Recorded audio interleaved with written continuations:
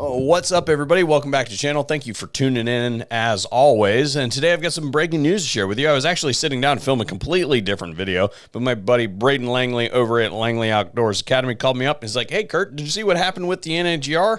I'm like, "No, I've been on travel. What's going on?" So I don't know why NAGR didn't send this to me, but hats off to Braden. Thank you for sending this over. And they secured a win in the FRT situation. That's what we're going to be covering in today's video. But really quick, I want to remind you to check your subscription notification settings. I've been getting a talking to from my YouTube rep lately. Only 13% of you are subscribed to the channel with notifications on. It would greatly increase the health of the channel if you would go check and make sure that those things are subscribed with notifications on, provided that is the way that you want it to be. I know that a lot of you have had your stuff messed around without your knowledge, so just go check to make sure it's the way that you want it to be. I do not have a pre-recorded sponsor slot ready for today. I hadn't quite got around to it yet, but I will say a special thanks to Excess Sites for sponsoring the channel on the regular and making videos like this one possible. Let's go to the court docs. This is NAGR v. Garland out of the Northern District of Texas, and this is a follow-on from the TRO, or Temporary Restraining Order, that they received on August 30th of 2023 in that court. The court heard evidence on October 2nd, and from that, the court determined that plaintiffs are likely to succeed on the merits of their case.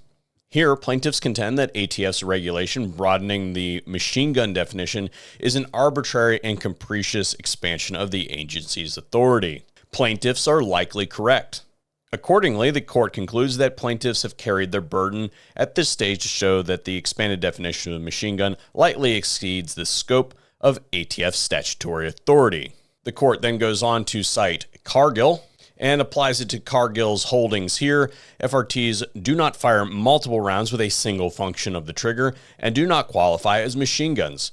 For each and every round fired, the trigger moves forward into its reset state and is depressed to release the hammer from its sear surface. Because the operative mechanical function of the trigger is to release the hammer, that the trigger of the FRT-equipped firearm functions for each shot fired disqualifies it as a machine gun under the current statutory definition. Moreover, if all the shooter does is initially pull the trigger, the FRT-equipped firearm will only fire one round, and if the shooter attempts to reset and hold the trigger in the fully depressed position so the trigger cannot reset, the weapon will malfunction. I'm going to insert myself here a second. As a firearms professional who's been active in the firearms industry for over a decade and who has professionally used FRT-like devices, the court's analysis here is spot on. It functions 100% accurately to the way that they just described it. By characterizing a single function of the trigger as a single consistent rearward pull of the trigger,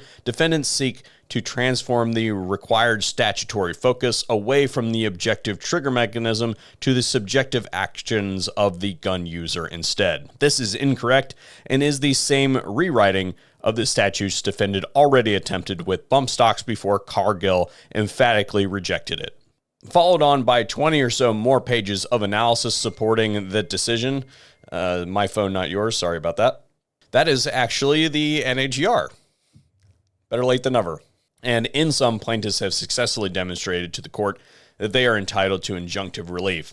Having considered the arguments, evidence, and law, the court holds that relevant factors weigh in favor of granting a preliminary injunction. The court enjoins defendants from the following actions against the individual plaintiffs and their immediate families, organizational plaintiffs, and their members, and the downstream customers of any commercial member of any organizational plaintiff. Initiating or pursuing criminal prosecutions for possession of FRTs, initiating or pursuing civil proceedings for processing, selling, or manufacturing FRTs based on the claim that FRTs are machine guns, initiating or pursuing criminal prosecutions for representing to the public of potential buyers and sellers that FRTs are not machine guns, initiating or pursuing civil actions for representing to the public the potential buyers and sellers that FRTs are not machine guns, sending notice letters or similar communications stating that FRTs are machine guns, requesting voluntary surrender of FRTs to the government based on the claim that FRTs are machine guns, destroying any previously surrendered or seized FRTs, and otherwise interfering in the possession, sale, manufacture, transfer, or exchange of FRTs based on the claim that FRTs are machine guns. Now, it does go on to say that this is not a nationwide injunction. Rarely preliminary injunctions are. We covered that last week. If you missed that video, go check it out. But we need to dig into what that means.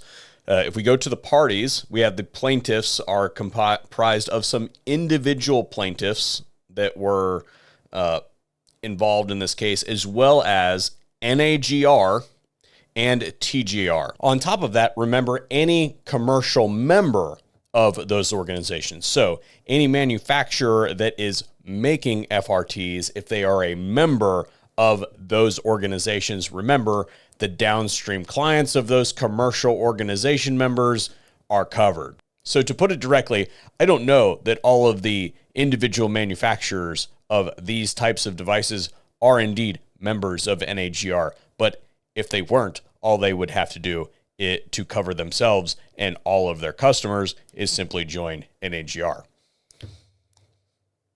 Remember, we are in the preliminary stages of this court case, and these things, as we know, the wheels of justice turn slowly.